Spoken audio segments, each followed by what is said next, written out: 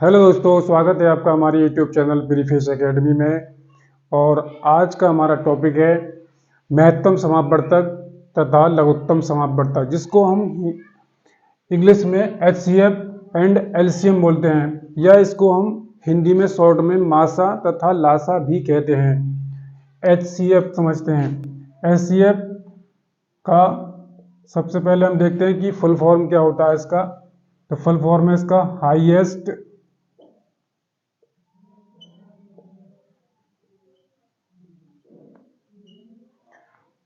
Common factor.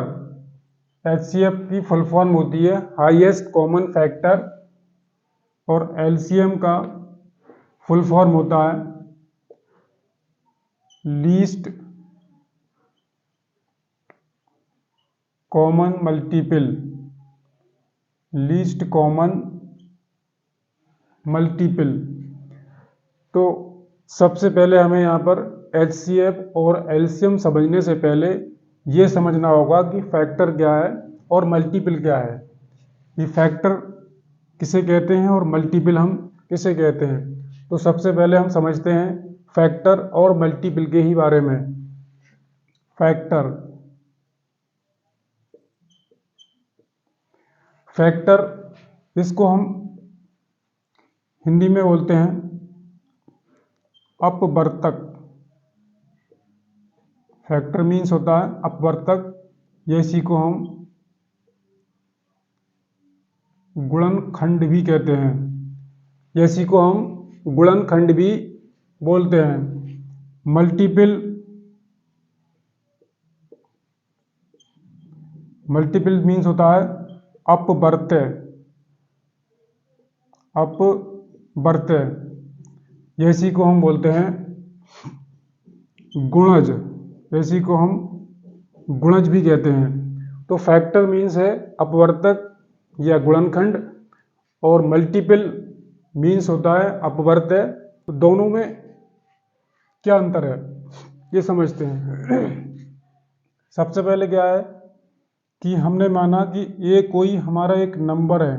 ए कोई एक number है जो बी से पूर्णतः विभाजित हो जाता है। जो बी से पूर्णतः विभाजित हो जाता है। पूर्णतः विभाजित होने का मतलब यह है कि हमें शेषफल में रिमाइंडर में 0 मिल जाता है, यानी शेषफल 0 बचता है। बी ए को पूरा पूरा विभाजित कर दे तो उसका मतलब ये होगा कि बी ए का फैक्टर है, बी ए का गुणनखंड है, बी ए का अपवर्तक है। तो हम लिखेंगे इसे कि बी ए का फैक्टर है, बी ए का फैक्टर है, गुणनखंड है, या इसी को कहेंगे कि बी ए का अपवर्तक है। जब बी ए को कंप्लीटली डिवाइड कर देता है या उसको पूर्णतः विभाजित कर देता है। पूर्णतः विभाजित करने का मतलब यह है कि रिमाइंडर में हमें शेषफल में 0 आना चाहिए। अगर 0 आ जाता है तो इसका मतलब यह है कि बी ए का फैक्टर है, बी ए का गुणनखंड है, बी ए का अपवर्तक है, कुछ भी कह सकते हैं। अब उसका उल्टा देखेंगे तो इसका मतलब क्या है कि बी ए का फैक्टर हो गया, लेकिन ए क्या है बी का, ये भी तो सोचना चाहिए कि ए बी का क्या होगा। तो ए बी का यहाँ पे गुणज होगा, मल्टीपल होगा, यानी ए यहाँ पे बी का मल्टीपल है, गुणज है। तो अगर बी ए को डिवाइड कर देता है पूर्णतः तो ए बी का मल्टीपल है, ए बी का मल्टीपल है। जैसे एक एग्जाम्पल देखते हैं हम यहाँ पे 3 से डिवाइड करते हैं हम 135 को, भाग करेंगे 3 चौक 12, यहाँ बचेगा 1, उतार लेंगे 5, ये हो जाएगा 3 पंजे 15, और शेषफल बचेगा हमारा 0, यानी रिमाइंडर क्या बच गया हमारा यहाँ पर 0 बच गया। रिमाइंडर यहाँ पे बच गया 0। तो यहाँ मतलब ये है कि 3 135 का फैक्टर है, 3 135 का फैक्टर है। अगर हम उल्टा देखें कि 135 3 का क्या है, तो ये 3 का 45 गुना है। 3 का 45 गुना है। 135 3 का 45 गुना है। इसका मतलब यह है कि 135 3 का गुणज है, मल्टीपल है। 3 135 का फैक्टर है, गुणनखंड है, अपवर्तक है, जबकि 135 3 का मल्टीपल, गुणज या अपवर्त्य है। यहाँ से अब यहाँ अगर हम इसी संख्या को 4 से भाग करके देखें, 135 को हम 4 से भाग करें तो 4 तिया 12, बचा 1, उतार लिए 5, 4 तिया 12, बचा यहाँ पे 3। तो 3 यहाँ हमारा शेषफल हो गया। यानी कहने का मतलब यह है कि रिमाइंडर यहाँ पे 0 नहीं है। यहाँ रिमाइंडर 0 नहीं है। रिमाइंडर 0 नहीं है तो 4 135 का फैक्टर नहीं है। 4 135 का फैक्टर नहीं है, उसका गुणनखंड नहीं है। 4 135 का गुणनखंड नहीं है, और जब गुणनखंड नहीं है तो 135 भी 4 का मल्टीपल नहीं होगा। तब 135 भी 4 का मल्टीपल नहीं होगा, उसका गुणज नहीं होगा। अगर इसी नंबर को हम 5 से भाग करके देखें, 135, 5 दूनी 10, बचे 3, उतार लिए 5, 5 सत्ते 35, इधर बचेगा हमारा 0। यहाँ रिमाइंडर 0 बच चुका है, यहाँ भी रिमाइंडर हमारा शेषफल 0 आ गया। इसका मतलब यह है कि 5 135 का फैक्टर है। इसका मतलब यह हुआ कि 5 भी 135 का फैक्टर है। तो उसका उल्टा देखेंगे तो 135 5 का मल्टीपल होगा। 135 5 का मल्टीपल होगा। जैसे यहाँ पे देखें 135 5 गुणा 27, यानी कि 135 5 का 27 गुना है। गुणज का मतलब होता है गुणे होना। तो 135 5 का 27 गुना है। अब ये बात समझ में आ गई होगी कि फैक्टर क्या है और गुणज क्या है, मल्टीपल क्या है। तो यहाँ पर हमने फैक्टर समझ लिया और मल्टीपल समझ लिया। हाँ तो दोस्तों, अब हम पढ़ते हैं एचसीएफ के बारे में कि एचसीएफ क्या है। देखते हैं कि एचसीएफ किसे कहते हैं। हमने 2 नंबर ले लिए, 16 और एक 20। इन दोनों का हमें एचसीएफ पता करना है, 16 का और 20 का। सबसे पहले क्या करेंगे हम कि 16 के फैक्टर निकालेंगे हम, जितने भी संभव फैक्टर हैं। ऐसे ही 20 के फैक्टर निकालेंगे, जितने भी फैक्टर संभव हैं। तो हम देखते हैं कि 16 1 से डिवाइड होगा, 16 बार 1 से डिवाइड हो जाएगा। 16 1 से 16 बार विभाजित हो जाता है। 2 से डिवाइड करेंगे 16 को तो 2 अट्ठे 16। डिवाइड का मतलब यह है कि रिमाइंडर में 0 आना चाहिए। रिमाइंडर में 0 आना चाहिए। 2 से भाग करेंगे 8 बार, यानी कि 16 2 से भी डिवाइड होगा। 16 को 3 से भाग करेंगे तो 3 से डिवाइड नहीं होगा। 3 पंजे 15, एक शेषफल बच जाएगा। तो 16 3 से डिवाइड नहीं हुआ, इसलिए 3 16 का फैक्टर नहीं है। 4 से डिवाइड करा 16 को तो 4 चौक 16, रिमाइंडर 0 आ गया, यानी कि 4 भी 16 का फैक्टर है। तो 4 लिख दिया। अब 5 से भाग करेंगे तो 5 दिए 15, फिर 1 बच जाएगा। तो 5 भी 16 का फैक्टर नहीं होगा। ऐसे ही 6 से भाग करेंगे 16 के लिए तो भी शेषफल बचेगा, शेषफल बच जाएगा 4। तो 6 हमारा 16 का फैक्टर नहीं होगा। ऐसे ही 7 से भाग करेंगे तो 7 भी 16 का फैक्टर नहीं है, 16 का फैक्टर नहीं होगा। 8 से भाग करते हैं हम 16 के लिए तो 8 दूनी 16, यहाँ रिमाइंडर 0 बचेगा। जब यहाँ रिमाइंडर 0 बचेगा तो 8 16 का फैक्टर होगा। 8 16 का फैक्टर होगा, गुणनखंड है, 8 16 का गुणनखंड है। उसके बाद 9, 10, 11, 12, 13, 14, 15, उसके बाद किसी नंबर से 16 नहीं कटेगा, आखिर में कटेगा केवल 16 से।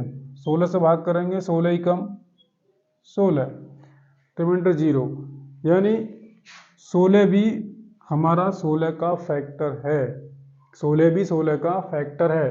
अब ऐसे ही हम 20 के फैक्टर निकालते हैं, तो 20 का सबसे पहला फैक्टर 1 हो जाएगा, 1 से भाग करेंगे 20 बार भाग चली जाएगी और फैक्टर 1 हो जाएगा। 1 2 से भाग करेंगे 20 में,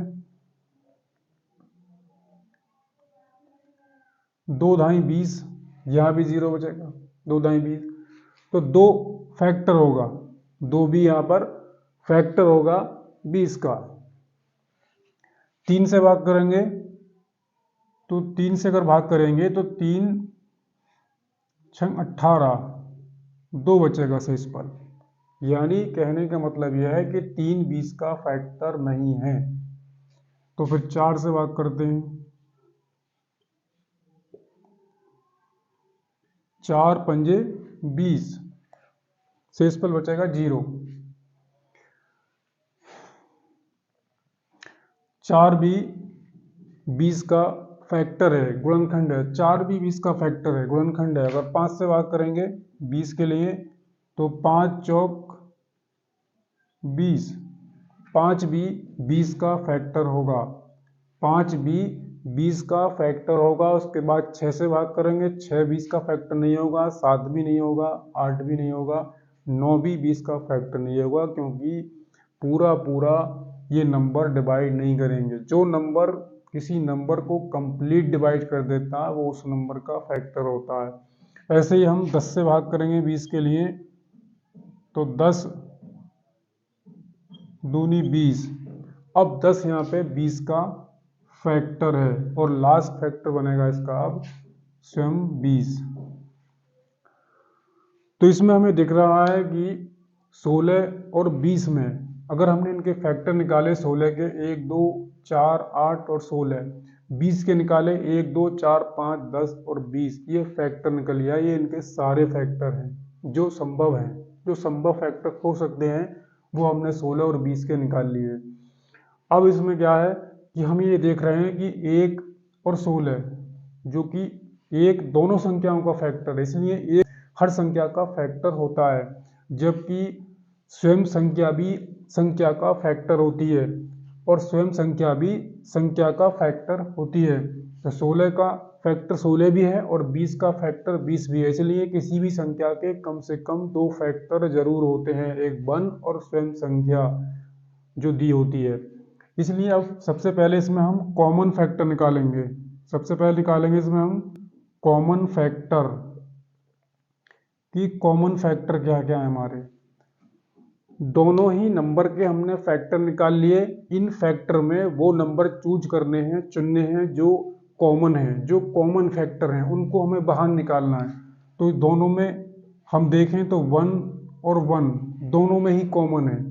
इधर कॉमन का मतलब होता है कि जो दोनों जगह मौजूद है, जो दोनों जगह पर है। 16 में भी आता है फैक्टर 1 और 20 में भी आता है। ऐसे ही 16 में 2 आता है और 16 में 20 में 2 भी आता है, तो दोनों में कॉमन फैक्टर हो गया। दोनों में उभयनिष्ठ गुणनखंड है, इसको हम हिंदी में उभयनिष्ठ गुणनखंड कहते हैं। दोनों में उभयनिष्ठ है, तो 2 भी हमारा कॉमन फैक्टर है। उसके बाद 4 हमारा कॉमन फैक्टर है दोनों में, 4 भी हमारा कॉमन फैक्टर है दोनों में। लेकिन अगर हम 8 की बात करें तो 16 वाले में 8 फैक्टर है 16 का, लेकिन 20 में 8 नहीं है, 20 का 8 फैक्टर नहीं है। उधर 16 का फैक्टर है, लेकिन 16 20 का फैक्टर नहीं है।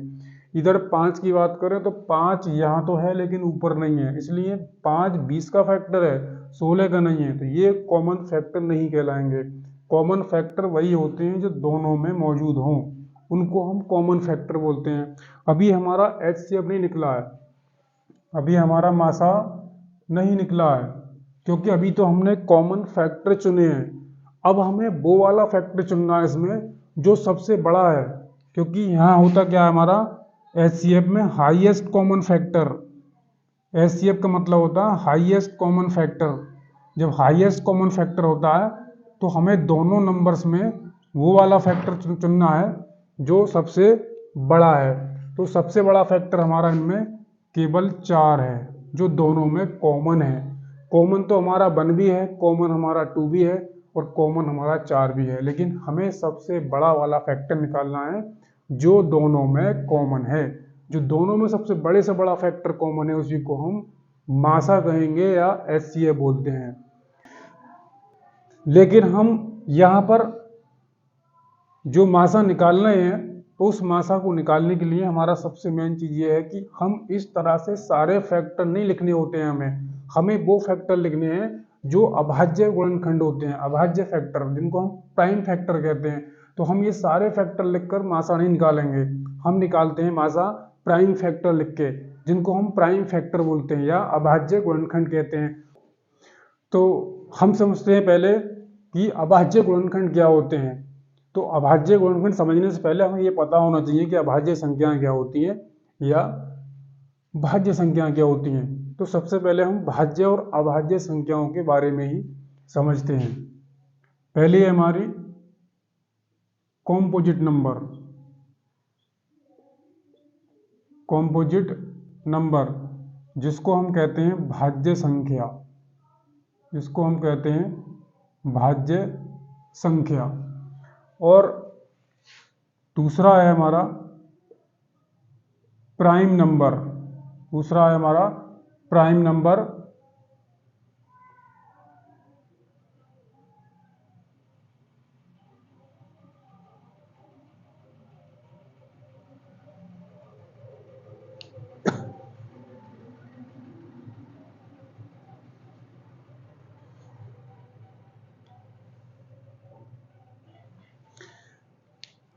दूसरा है हमारा प्राइम नंबर जिसको हम कहते हैं अभाज्य संख्या।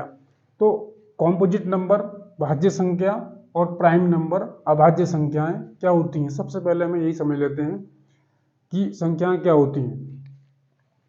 जैसे हमने नंबर लिया 3 और एक नंबर लिया हमने 4, 2 नंबर लिए। हम जानते हैं कि 3 के भाग करेंगे तो 1 से 3 कट जाएगा क्योंकि 1 3 का फैक्टर है, और 3 3 से भी विभाजित हो जाएगा और 3 3 से भी विभाजित होगा।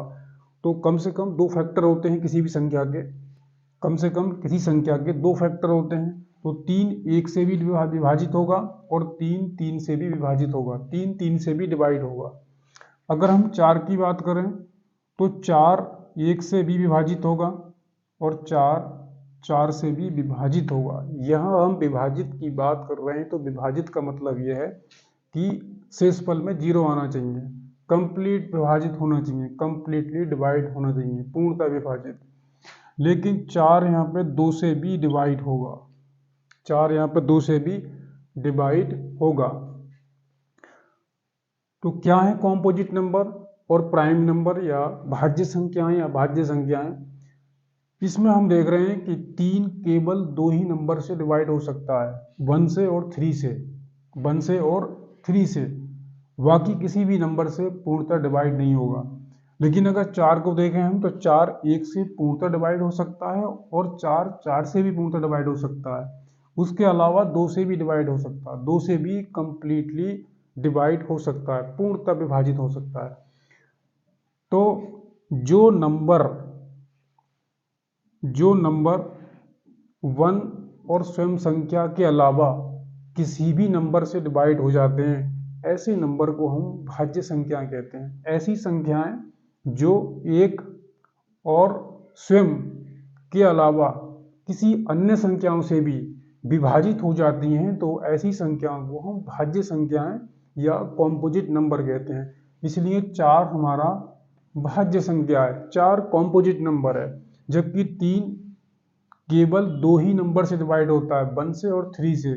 इसलिए 3 किसी अन्य संख्या से डिवाइड नहीं होगा।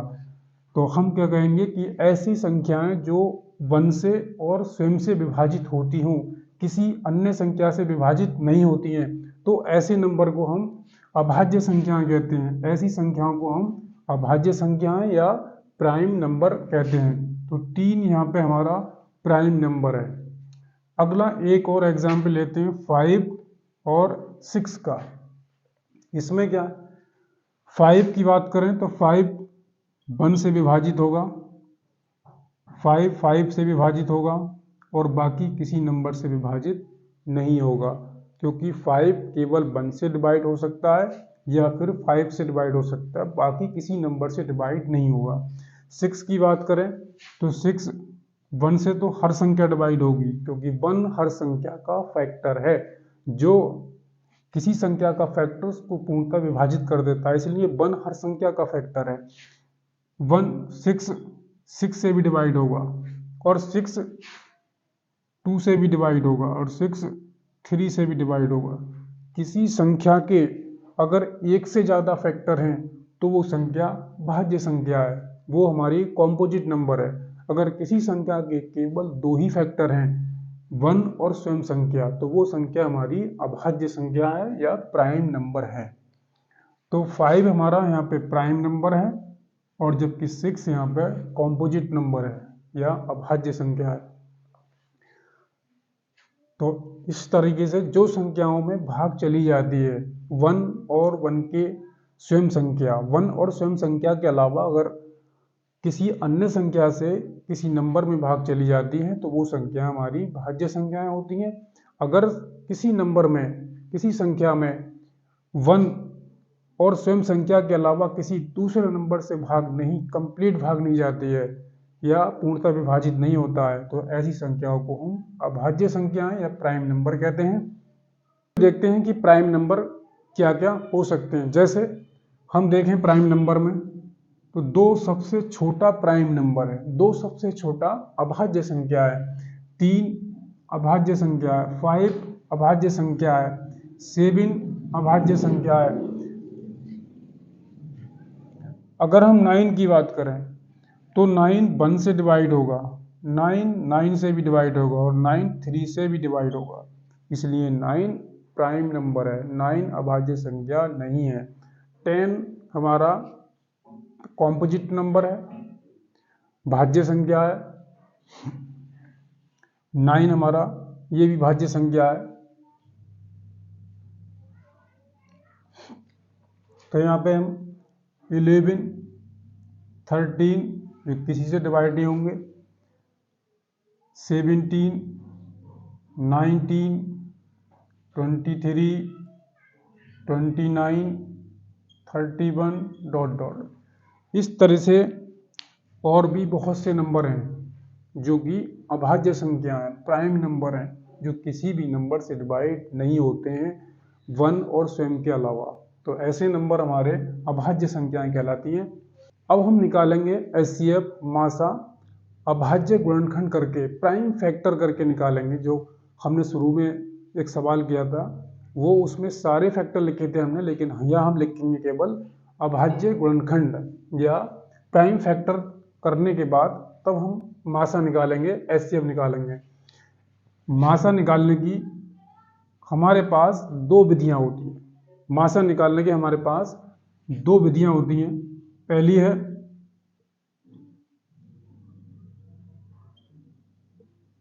गुणनखंड विधि, सबसे पहली है गुणनखंड विधि और दूसरी है हमारी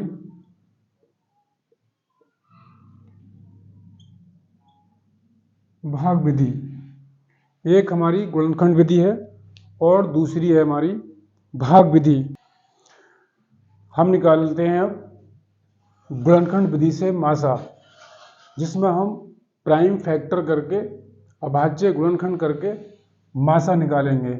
हमने 2 सवाल लिए हैं, इनको हम हल करते हैं और मासा निकालते हैं। पहला सवाल है हमारा 16, 24, 36 और 54 का मासा निकालना है हमें। तो हम क्या करेंगे, सबसे पहले कि 16 के फैक्टर निकालेंगे। हम 16 के अभाज्य गुणनखंड करेंगे। गुणनखंड करते हैं हम 16 को सबसे छोटी अभाज्य संख्या से भाग करेंगे। पहले 2 से, 2 अट्ठे 16। यह क्या होता है कि जब हम भाग कर रहे होते हैं इसमें, तो ये जो नंबर होता है हमारा वो भागफल लिखते हैं हम, ये लिखते हैं हम भागफल।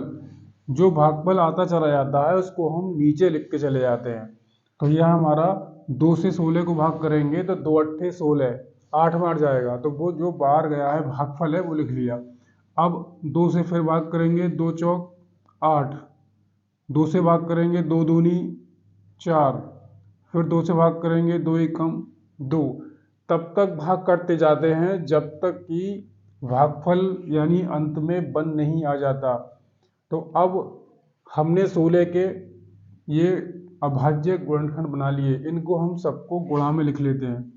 2 गुणा 2 गुणा 2 गुणा 2, क्योंकि इसमें 2 4 बार आया है तो हमने यहाँ 4 बार लिख लिया, और 2 की पावर इसमें लिख देते हैं 2 की पावर 4। इसको हम पावर के रूप में लिख सकते हैं 2 की घात 4 या 2 की पावर 4 करके। फिर 24 के फैक्टर करते हैं। 24 भी सबसे पहले 2 से विभाजित होगा।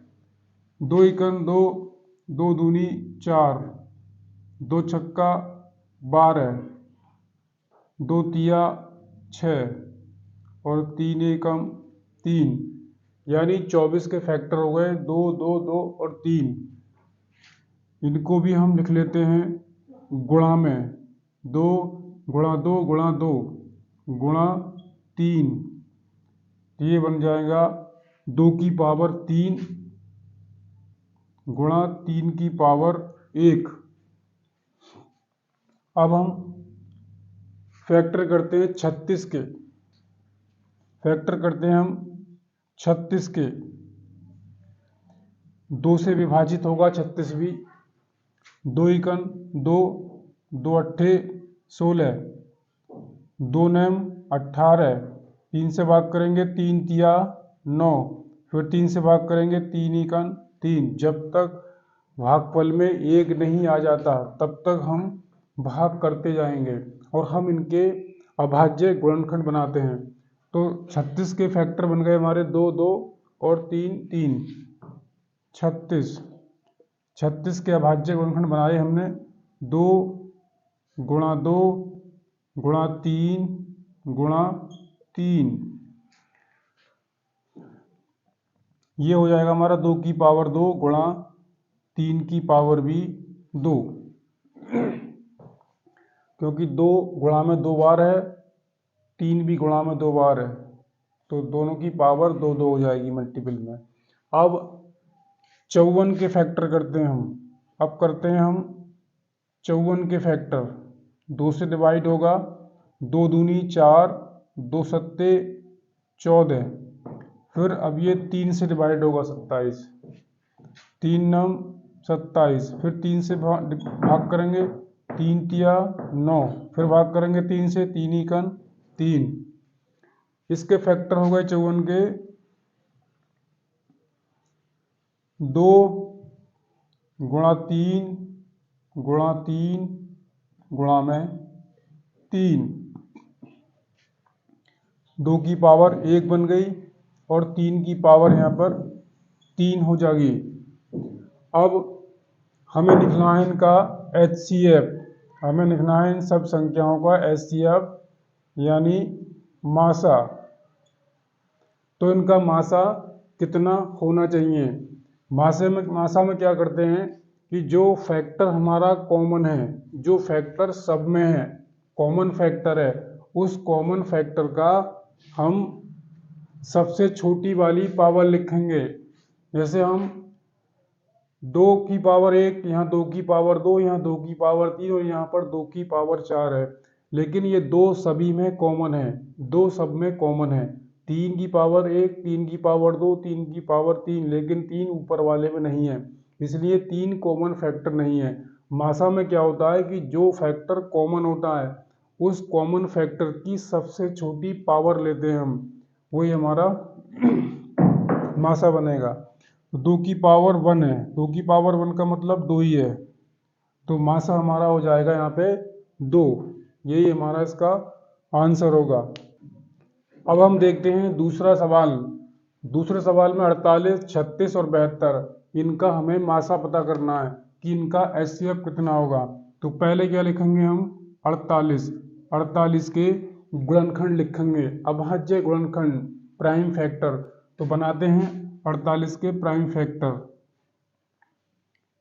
48 ये 2 से विभाजित होगा, 2 दूनी 4, 2 चौक 8, 2 एकम 2, 2 दूनी 4, 2 छक्का 12, 2 तिया 6 और 3 एकम 3, लास्ट में 3 से डिवाइड होगा।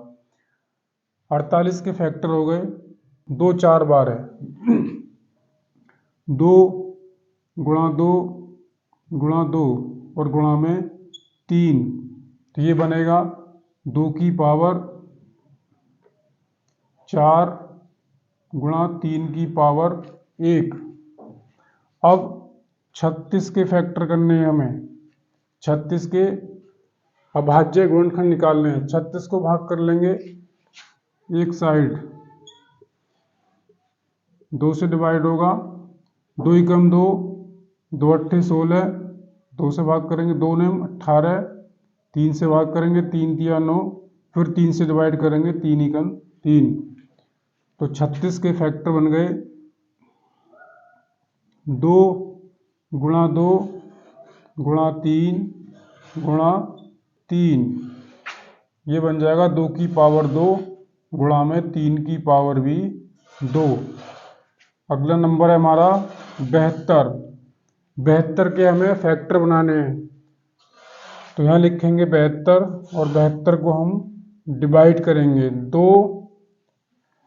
ये बन जाएगा 2 तिया 6, 2 छक्का 12, 2 एकम 2, 2 अट्ठे 16, 2 नेम 18, 3 तिया 9, फिर 3 से डिवाइड करेंगे 3 एकम 3। तो ये फैक्टर बनेंगे 2 गुणा में 2 गुणा में 2 गुणा 3 और गुणा 3, यानी 2 की पावर 3 बन जाएगी और 3 की पावर 2 बनेगी। अब हमें निकलना है इसका HCF कितना होगा, मासा कितना होगा। हम क्या करते हैं, जो फैक्टर हमारे कॉमन होते हैं, मासा में कॉमन फैक्टर की सबसे छोटी वाली पावर को हम लिख लेते हैं। तो यहाँ पे हम 2 फैक्टर सब में कॉमन है, उसकी सबसे छोटी पावर 2 की पावर 2 है, 2 की पावर 2 यहाँ लिख लेंगे और मल्टीप्लाई में अगला फैक्टर लिखते हैं जो कॉमन होता है। तो कॉमन फैक्टर में 3 भी अगला कॉमन फैक्टर है।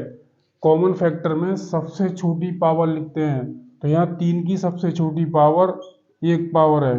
अब इसको हम लिखते हैं तोड़ के, 2 गुणा 2 गुणा 3, 2 दूनी 4 और 4 तिया 12, आंसर में मिल जाएगा हमें 12। ये हमारा 12 इन संख्याओं का मासा होगा। 12 से 48 भी विभाजित होगी, 12 से 36 भी विभाजित होगी और 12 से 72 भी पूर्णतः विभाजित होगी। अब हम देखते हैं कि भाग विधि से कैसे मासा निकालते हैं। तो हम पहला सवाल लिया है 48, 36, 72। भाग विधि में क्या होते हैं कि हम पहले 2 बड़ी संख्याएं ले लेते हैं।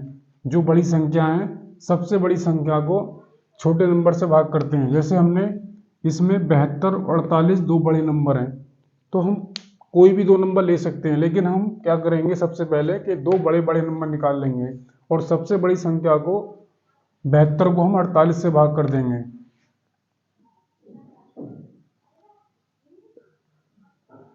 ये भाग विधि से हम निकाल रहे हैं HCF मासा। इसमें क्या है कि 48 से हम 72 को भाग करेंगे, तो हम 48 और 72 का पहले मासा निकालेंगे। जो मासा आएगा उस मासा को फिर 36 से भाग करेंगे और तब दोनों का मासा निकालेंगे। सबसे पहले क्या है कि हम 48 से भाग करते हैं, तो भाग जाएगी हमारी केवल एक बार, यह बचेगा 4, यह बचेगा 2। अब 24 ये शेषफल बचा है हमारा, 24 यहाँ पर हमारा शेषफल बचा है। तो भाग विधि में क्या होता है, जब हम भाग कर रहे होते हैं, जो शेषफल होता है, शेषफल से ही हम भाजक को भाग करते हैं। अब हम क्या करेंगे कि 24 से इस 48 को भाग करेंगे तो ये बन जाएगा 24 दूनी 48, 24 दूनी 48 और हमें मिलेगा यहाँ पे 0। शेषफल में 0 आ चुका है। अब जब 0 आ चुका है तो अब भाग नहीं करेंगे क्योंकि शेषफल 0 हो गया। अब इन 72 और 48 का जो मासा है वो 24 आ चुका है। हम 24 का और 36 का मासा निकालेंगे। अब तो हम क्या करेंगे कि 24 से 36 को भाग करेंगे, भाग जाएगी एक बार, 24 कन 24, यहाँ बचेगा 12, 12 शेषफल है। अब इस 12 शेषफल से जो भाजक है हमारा 24 उसको भाग करेंगे तो ये बन जाएगा 12 दूनी 24, यहाँ शेषफल हो जाएगा 0। जब लास्ट में शेषफल 0 आ गया तो अब 12 जो है हमारा वो तीनों संख्याओं का मासा होगा या HCF होगा। यही 12 हमारा मासा है या HCF है। अगला सवाल है हमारा 216, 288 और 140। इनका भी हमें भाग विधि से मासा निकालना है। तो हम क्या करेंगे, दो बड़े बड़े नंबर निकाल लेते हैं। पहले हम सबसे पहले 216 से 288 को भाग कर देते हैं। इसमें एक बार भाग जाएगी 216 ही का ना 216, यहाँ बचेगा 2 और 7, यहाँ केवल 72 बचेगा। अब 72 शेषफल बचा है। भाग विधि से जब भी मासा निकालते हैं जो शेषफल बचता है उस शेषफल से हम भाग कर देते हैं भाजक के लिए। यह लिखेंगे हम 216। अब 216 से 216 को भाग करेंगे 72 से तो भाग जाएगी 3 बार, 3 दूनी 6 और 3 सत्ते 21, शेषफल में आ जाएगा 0। यानी 216 और 288 का जो मासा है HCF है वो 72 आ चुका है। लेकिन अभी एक नंबर हमारा बचा हुआ है तो हम अब 72 और 140 इन दोनों को आपस में भाग करके इनका भी मासा। अब हम क्या करेंगे कि 72 से इस 72 से 140 को भाग करके मासा निकालेंगे। तो 72 से भाग करेंगे हम 140 को, भाग हमारी एक बार जाएगी 72 एकन 72 और यहाँ बचेगा 68। अब 68 शेषफल बचा है तो 68 से भाग करेंगे 72 के लिए, इसमें भाग जाएगी 68 एकन 68 और आंसर में नीचे बचेगा हमारा शेषफल में 4। अब 4 से भाग करेंगे हम 68 के लिए तो 4 एकन 4 बचे 2, ताल लेंगे 8, 4 सत्ते 28 और यहाँ शेषफल में आ जाएगा हमारा 0। तो HCF या मासा कहलाएगा हमारा 4। अब 4 ऐसा नंबर है जिससे 216 भी विभाजित होगा, 288 भी विभाजित होगा और 140 भी विभाजित होगा क्योंकि ये तीनों संख्याओं का मासा है। 72 निकाला था हमने, 72 केवल 216 और 288 का मासा था, लेकिन 4 जब हमने बाद में निकाला तो फिर 4 आया। जो 4 140, 288 और 216 तीनों संख्याओं का मासा कहलाएगा। अब हम निकालते हैं एलसीएम या लासा। लासा निकालने की भी दो विधियां होती हैं, एक गुणनखंड विधि और दूसरी है हमारी भाग विधि। जिसमें हम पहली विधि से गुणनखंड विधि से कुछ सवाल करते हैं। अब हम पहले गुणनखंड विधि से लासा एलसीएम निकालते हैं, जिसमें हमने दो सवाल लिए हैं 16, 32, 48 और दूसरा सवाल है हमारा 12, 48, 72, 120। तो हम पहला सवाल करते हैं गुणनखंड विधि से एलसीएम कैसे निकालते हैं। हम लिखेंगे 16, 16 के फैक्टर बनाते हैं हम। अभी हमने बनाए थे 2 दूनी 4 दूनी 8 और दूनी 16, ये 16 के फैक्टर हैं जो बन जाएंगे 2 की पावर 4। फिर बनाते हैं हम 32 के फैक्टर। 32 के अभाज्य गुणनखंड बनाएंगे। 2 से भाग करेंगे 16 बार, 2 से काटेंगे 8 बार, 2 से काटेंगे 4 बार, 2 से काटेंगे 2 बार और 2 से भाग करेंगे फिर लास्ट में 1 बार।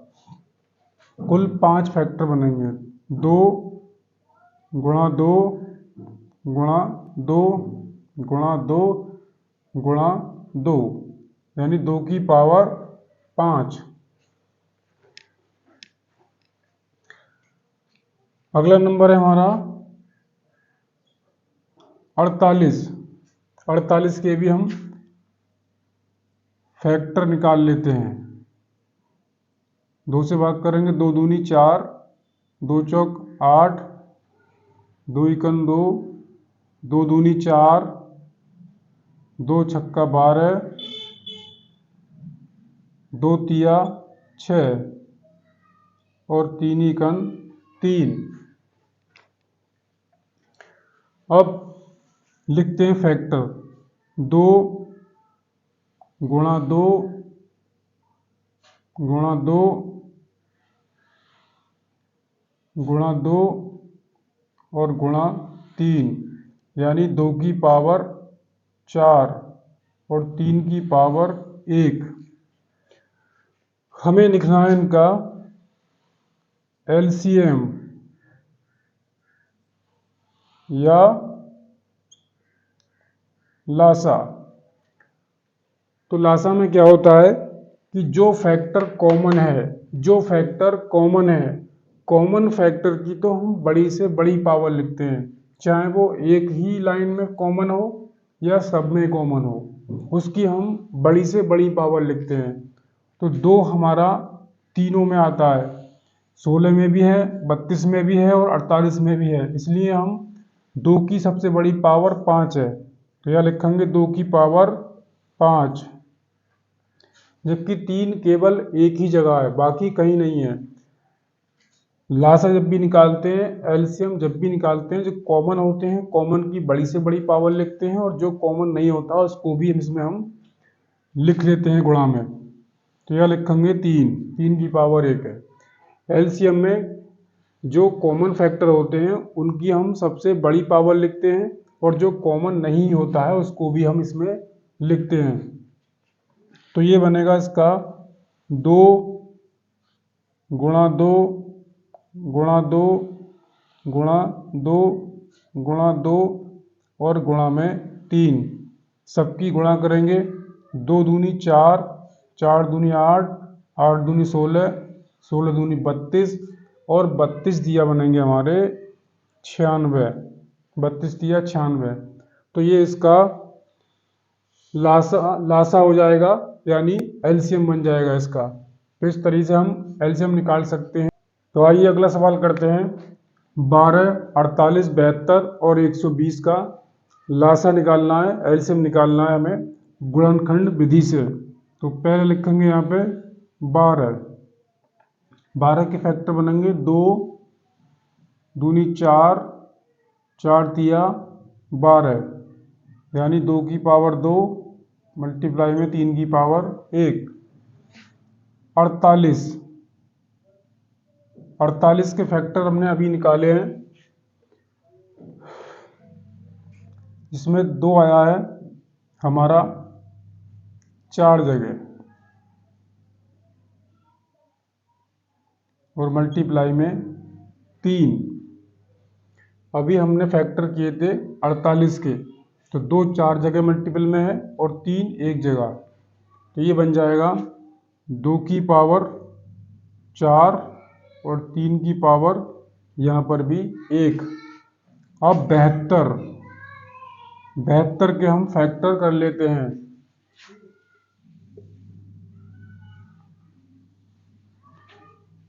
2 से भाग करेंगे, 2 तिया 6, 2 छक्का 12, 2 एकम 2, 2 अट्ठे 16 और 2 नेम 18। 3 से भाग करेंगे, 3 तिया 9, फिर 3 से भाग करेंगे, 3 एकम 3, तो 72 के फैक्टर बन गए 2 गुणा में 2 गुणा में 2 3 गुणा 3। इनकी पावर में लिख लेंगे 2 की पावर 3 गुणा 3 की पावर 2। अब 120 के फैक्टर करने हैं हमें। अब करने हैं हमें 120 के प्राइम फैक्टर, अभाज्य गुणनखंड। तो हम लिखते हैं 120, इसको डिवाइड करेंगे 2 से, 2 छक्का 12, 60 बार कटेगा, 2 तिया 6, 30 बार कटेगा। फिर 2 से भाग करेंगे, 2 एकम 2, 2 पंजे 10 यानी 15 बार। 3 से भाग करेंगे, 3 पंजे 15, 5 से भाग करेंगे, 5 एकम 5। तो 120 के फैक्टर बने 2, 3 बार आया, गुणा 2 गुणा 2 गुणा 3 गुणा 5। 2 की पावर बन जाएगी 3 और 3 की पावर बनेगी 1 और 5 की पावर ही बनेगी 1। अब हमें क्या लिखना है, HCF। अब हमें क्या लिखना है इसका, LCM या लासा। कितना होगा लासा? लासा में क्या करते हैं हम कि जो फैक्टर हमारा कॉमन होता है, कॉमन फैक्टर की सबसे बड़ी पावर लिखते हैं। तो 2 की पावर यहाँ पर 2 है, यहाँ पर 2 की पावर 4 है और यहाँ 2 की पावर 3, यहाँ 2 की पावर 3। तो सबसे बड़ी पावर हमारी 2 की पावर 4 है, यहाँ लिखेंगे हम 2 की पावर 4 गुणा, इसमें 3 भी कॉमन फैक्टर है, तो कॉमन फैक्टर की सबसे बड़ी घात लिखते हैं। सबसे बड़ी घात है हमारा 3 की पावर 2, 3 की पावर 2। उसके बाद 5 हमारा बच गया, तो हम 5 को भी मल्टीप्लाई में लिख लेंगे, इसको भी शामिल कर लेते हैं। जो बचेगा उसको भी शामिल कर लेते हैं। कॉमन फैक्टर की बड़ी से बड़ी पावर और जो कॉमन नहीं है उसको भी हम इसमें लिख लेते हैं। अब सबको अलग अलग लिख के गुणा करते हैं। 2 गुणा 2 गुणा 2, 2 की पावर 4 का मतलब है कि 2 4 जगह गुणा में। 3 की पावर 2 का मतलब 3 2 जगह गुणा में और 5।